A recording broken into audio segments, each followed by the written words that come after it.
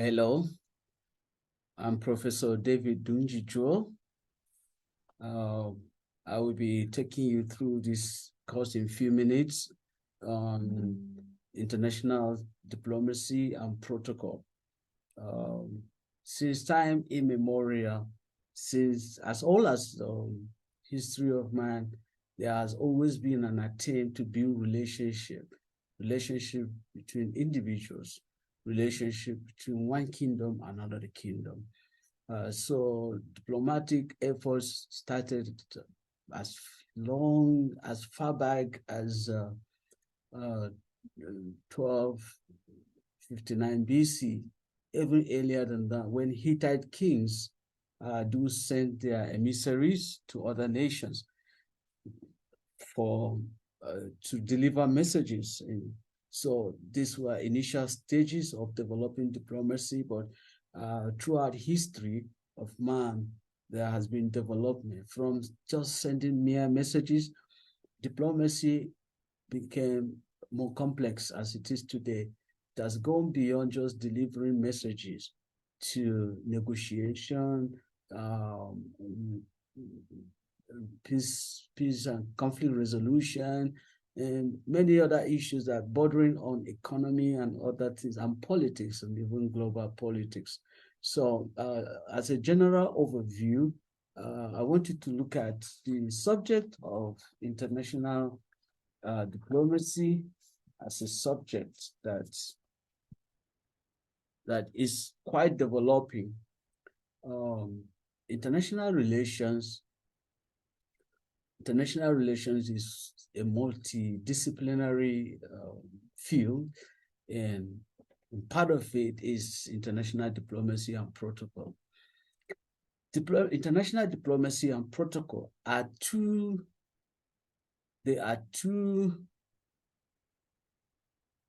essential elements of international relations. Diplomacy is the art or the skill of negotiating, managing, and conducting relationships between nations or among nations, while protocol, on the other hand, refers to the rules and customs that govern diplomatic interactions. Diplomacy and protocol are crucial in maintaining peace, stability, and cooperation among countries. So as you go into this field of international diplomacy and protocol, there is need to know more about this field. There is need to know more about diplomacy. Before I go further into the matter of diplomacy, I want to share with you a word that is commonly used today, but it is it is from Indian origin. It is called pariah. Pariah, pariah means to be an outcast, or when you say somebody is a pariah, is an outcast, is a rejected person, is an isolated person, isolated nation. So when we call a nation a pariah state or a pariah country, as once Iraq was known as a pariah state, and many other nations where embargo, sanctions, and the rest of them, when the international community sanctions place an embargo on that nation, you become isolated. And no nation can stand that kind of pressure. It may, but not for so long, not for so long. And no nation wants to operate in isolation of other countries. There is always a need for interconnectedness. There is need for dependency. There is need to share ideas. There is need to have militaries and security pacts. There is need to cooperate in an area. There is need to share products or to exchange products. And when something happens to one nation, definitely is going to affect the other nations. Let me give an example. There are challenges currently between Russia and Ukraine. It is far away from Nigeria, far away from Africa. One may say, I don't care what is happening there. But whatever is happening there is already affecting the global economy, is already affecting the global food security, global food production, and the production of other things. And it is increasing a lot of things, and it's tearing nations apart, and it's affecting relationship. So we live in a time where nations are interconnected, are dependent on one another. So whatever happens to one nation seems to affect the other nations. So no nation wants to operate as a pariah state. No nation will successfully operate in isolation. It's not a good thing for a nation to be separated from others, because it will be affected. It will affect the economy of that nation and affect many other things. So the primary goal of diplomacy is to promote national interest. And I want to add international interest. There are things that are of international interest, things like global peace, global environmental matters, health, in short, summarized in the 17 sustainable goals. And all those things they express, and every nation should be interested in those areas. So because of that, the primary goal of diplomacy is to make sure we promote interests. And that interest, the international interest, which I mentioned. Secondly, individual nations come to the international platform for negotiation, and they come also with their individual national interests. So the foreign policies of those nations now become centered on the international interest and also on the individual national interest. So no nation wants to go into a relationship that will affect its own domestic matters. So while you promote your national interest, you must always bear in mind the international interest and also your domestic interest, because you will not want to promote something at the international level which will set your home ablaze. So it is very key in diplomacy that you also, as you promote your national interest at the international level, in international relations, you should also bear in mind your domestic matters, so that the international thing you're promoting will not set ablaze the matters at home. So diplomatic negotiations can take place on various levels, such as bilateral level, that is between two nations, multilateral nations, between among many nations. Then you have where it involves multiple countries. Then you have regional matters. Let's say in Africa here, in Nigeria here, apart from the AU, we also have sub-regional body like ECOWAS.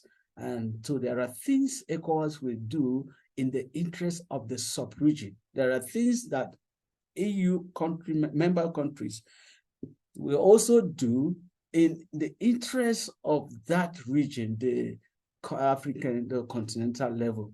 So diplomacy can cover those areas, things and the sub-region, in the region, and also continent-wide, and also global matters. They must also know there is need also, one critical part that this handles is that's the international diplomacy and international diplomacy and protocol.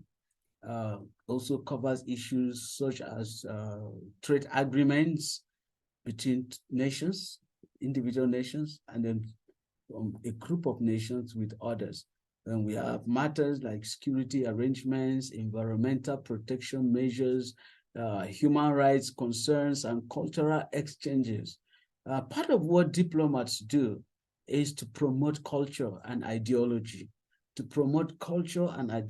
where they are. That's why you see nations that are communists in their ideology coming together to form a bloc, and because they want to protect their common ideology. But those nations will also want to woo other nations into buying into their ideologies or political ideologies. So you see people also relate on the basis of ideology, political ideology, or whatever kind of ideology, and then their cultures. I know for sure, like France, for example, has almost every embassy has the cultural aspect of their missions, foreign mission work. That's like America. In America, I think there's something they call American Spaces, or yeah, where you have like a mini embassy that promote they promote their culture. They are willing to answer questions as regards their education, the educational system, or whatever system. It's open to the public to come for you to ask any questions, to get to know their cultures. So there are cultural aspects of departments that deal with sections of the embassies that deal, or foreign missions that usually deal with cultural issues. I know French embassy, for example, works a lot on cultural matters. America does a lot. Canadian also, Canadian embassies and other embassies, they try to promote their culture as it relates with other nations. So one critical aspect of diplomacy is the ability to communicate effectively with other nations. And diplomats must be skilled or skillful in language translations, interpretation, so that they will be able to convey accurately with the nations where they are, the nations that is hosting them, or the nations where they are representing their nation. It's very key to study the cultures of those areas so that there will be understanding. Cross-cultural communication is very key in international diplomacy and protocol, because if you don't understand the nation where you find yourself, you may not be sensitive to that culture, and you may offend some. That may cause diplomatic issues between your country, the country, and the country you represent. Therefore, communication is very, very key. Cultural diplomacy is very key in international diplomacy and protocol. They must know all diplomats must know how to communicate, and to know the culture and the custom of the country they are dealing with, to avoid misunderstanding or offending their counterparts.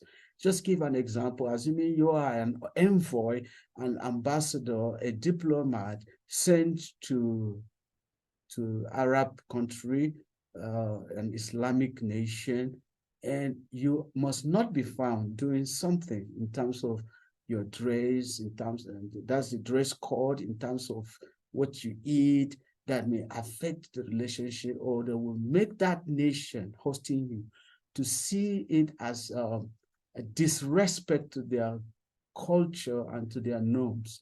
So every diplomat must be sensitive to the culture where you find yourself. Another essential aspect of diplomacy is confidentiality. At the diplomacy level, there are issues that are of common interest to both nations, or to nations that are members of that diplomatic matter, that may be of national security or even international security issues. So nations are also expected, diplomats are expected to be people who can keep things in confidence and not handle information anyhow. Why? That is very key. That's part of the protocol in international diplomacy and protocol. Diplomatic negotiations often involve sensitive information, as I said, and cannot be disclosed publicly anyhow without jeopardizing national security or compromising negotiation strategies. So diplomats must be confidential. Protocol refers to the rules and customs that govern diplomatic interactions between nations or among nations.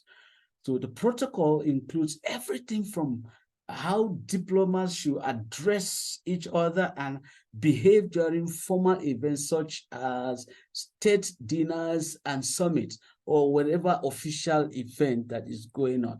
There should be ways that diplomats address themselves. There should be a way, the decorum. There should be a global, the best global best practices when it comes to diplomacy issues. And then these are protocols that diplomats are expected to be aware of and to keep. Now, protocols serve several purposes in international relations. Firstly, it helps to establish a sense of order and hierarchy among nations. For example, the order in which heads of state are seated at a formal event reflects their relative status in the international economy, international community. Secondly, talking about protocol, the protocol helps avoid misunderstandings and conflict arising from cultural differences. For example, it is customary in some cultures to know when greetings, to bow when greeting someone, while in other cultures that doesn't matter at all. That is just okay to give a hand, to shake somebody.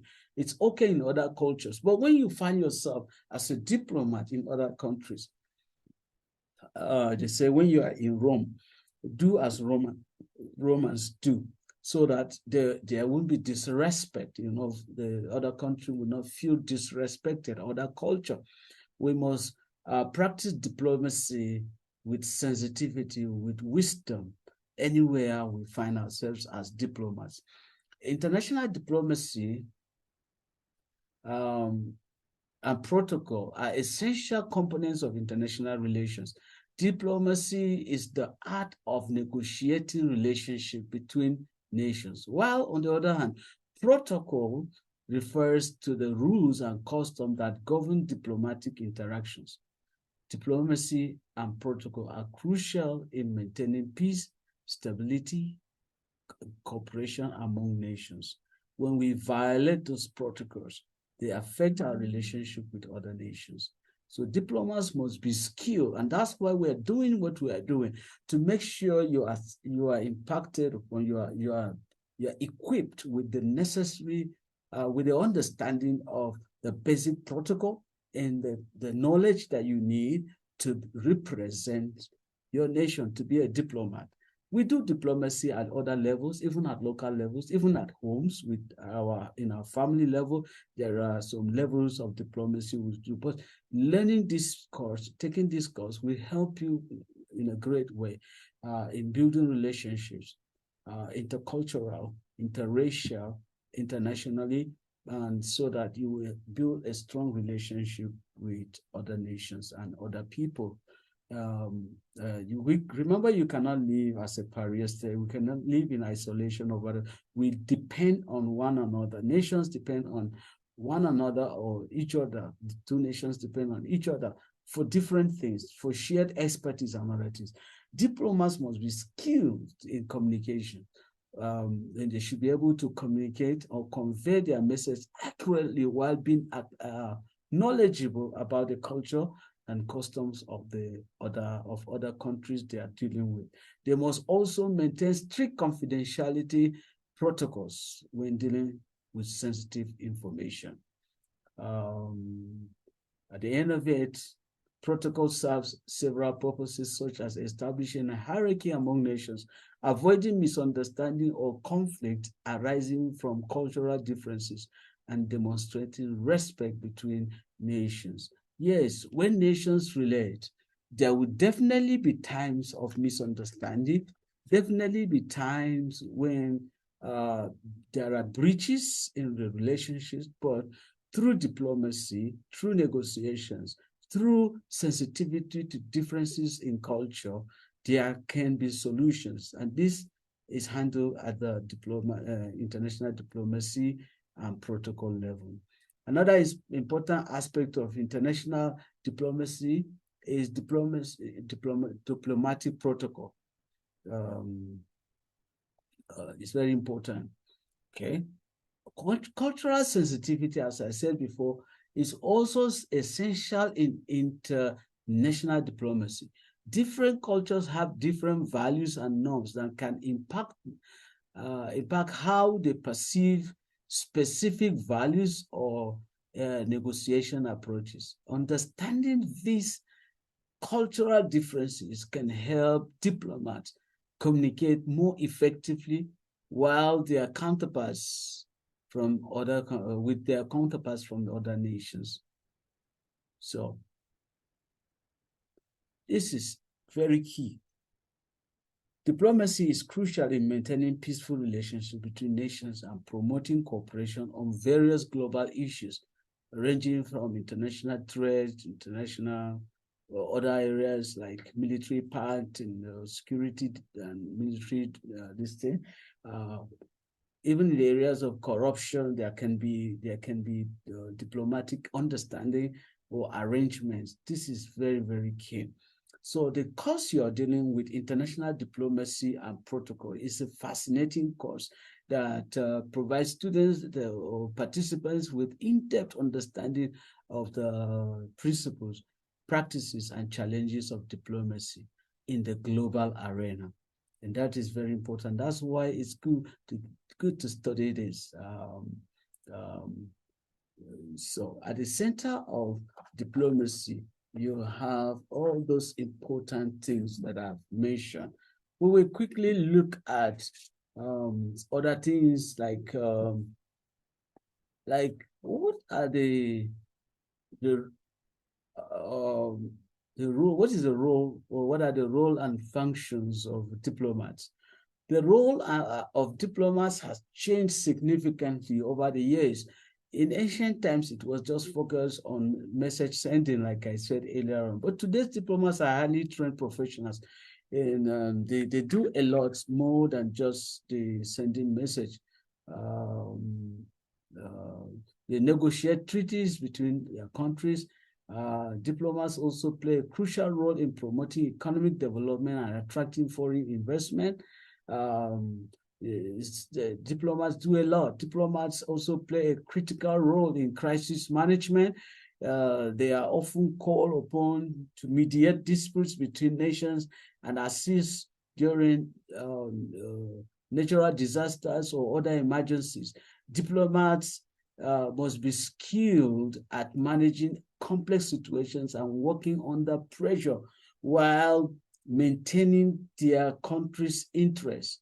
The country's interests once in a while may clash with the interests of the country where they are, but that must be resolved within the international diplomacy and protocol. In international relations, there are different roles played and functions played by diplomats. The fundamental concepts and theories of international diplomacy are rooted in the principles of sovereignty, equality, and mutual respect for all nations. And so it's important. Independence refers to the idea that each country has the right to govern itself without interference from other nations, and that every nation is also expected to respect the sovereignty of other nations. Equality means that all countries should be treated equally under international law, regardless of their size or power, even though sometimes we find something contrary to that. But mutual respect requires that countries recognize each other's interests and concerns, and that should be brought into play when it comes to international diplomacy and protocol. Yeah. So it is important that we respect, every nation should respect other nation. Okay. We want to quickly look at, as I wrap up, I just want us to look at some of the things that are the benefits that are open to diplomats, the career opportunities in diplomacy. This is very, very key. The career opportunities that are open in this field to people in this field. There are many, many, many opportunities. Some of the career opportunities include becoming a diplomat. You can become a diplomat, represent your nation, serve in the embassy of your country elsewhere, representing the interests of your country, promoting the interests of your nation. You can also, as a career opportunity, you can become a foreign service officer. You can also become international relations specialist as a consultant to people who have need of the services you render. You advise nations, you advise diplomats based on that. For example, when you have data, you've studied the different groups and the policies of a nation. You can be a consultant in these areas. You can advise nations. They can consult with you for all those things. You can be a political analyst with a knowledge in this field of international diplomacy and protocol. You can also be a political analyst. You'll be able to analyze global affairs. You need to also profile solutions to the problems other nations are facing. You can be a public analyst, a public affairs analyst that needs this basic knowledge. If you have to talk to people who are doing business with China, what do you know about China? At least you should be able to speak authoritatively. You may be a protocol officer, you may be a consular officer in the country where you're representing your nation. You may be a diplomatic consultant, and that means members of the diplomatic corps consult with you, or you become a specialist in an area. Those who are into peace and conflict, you can also specialize in a particular areas of conflict, like let's say the Middle East conflict.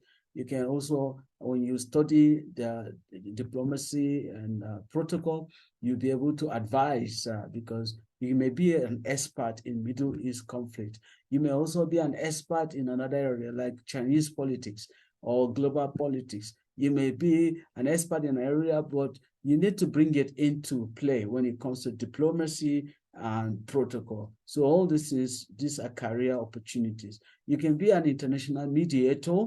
You can also be diplomatic correspondent. If you are a journalist, you are already an expert in an area, but in journalism, but you can now add knowledge. You can become a specialist in being a correspondent when it comes to diplomatic this thing. You can specialize in other areas of diplomacy. There are people who are lawyers who may just focus on international law. And there may be lawyers who may be involved in cases involving international trade and cross-border issues. And there are so many things. You may be a security expert that needs to know the basic things about diplomacy and protocol, that you can use that knowledge and skill in your career and also advice and interpretation of global matters that relates to different nations. And so these are careers that are open to you. There are so many of them. You can also learn diplomacy and protocol for yourself.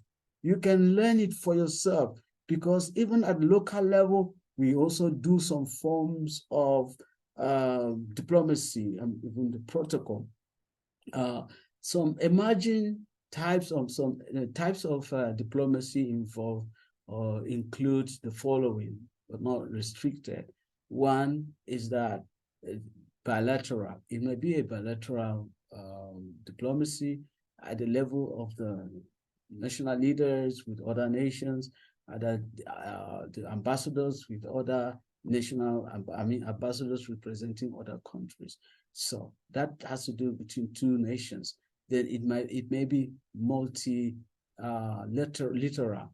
That involves multiple nations. It may be regional in nature, but I just want to also tell you so that apart from the diplomacy that involves state actors, there may be a level of diplomacy that involves non-state actors and private individuals, like those in the academia, those in the business world, they can also get engaged in what is known as track 2 diplomacy.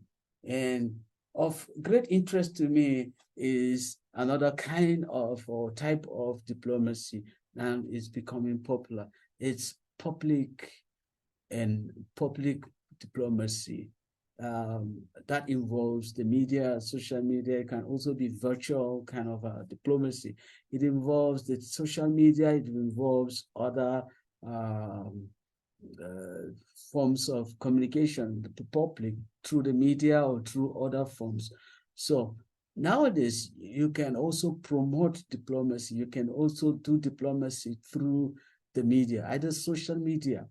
A simple example is how Nigeria, because I've traveled to nations and I've met people. In a recent trip, I realized that Nigeria is doing a lot of public diplomacy through the exportation of our entertainment. The entertainment industry has a way of promoting our culture. I've seen in smaller African countries where others want to dress like Nigerians, want to eat Nigerian jollof rice, and to do this and that. All those things are ways of selling your culture. It's like cultural diplomacy. You can do that, promote your nation through that, attract investment into your country through this public diplomacy.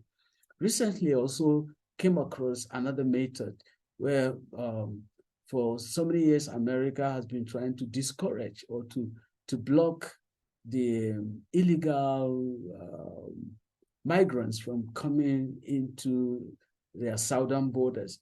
And so one of the methods used now is to use the media. A movie was done to just express the dangers, the sufferings, the deaths, and so many things that people who try to cross the borders illegally face. And then those movies are spread all across the Hispanic, beyond the borders of the southern borders of America. And so the aim is it's like a kind of diplomacy. The aim is to use the movie in order to discourage people who have intentions to come in illegally. So these are ways you can also promote some national interest through some of these movies and some clips and whatever. And this is an emerging part of international diplomacy and protocol that is very, very helpful. And do you have interest in this field? I encourage you that you go more deeper into it, and there are many, many opportunities open to you. Even if you gain the knowledge for your use is important. Some of you will be policymakers. Some of you will be appointed, and you may find yourself as a career diplomat. Some of you may be consultants in this area. So it's good to go deeper in that knowledge and to become skilled in international diplomacy and protocol. I welcome you into the fold and encourage you to grow in this profession to also be one of us. You're welcome. Thank you. I'm Professor David Dunji. Thank you.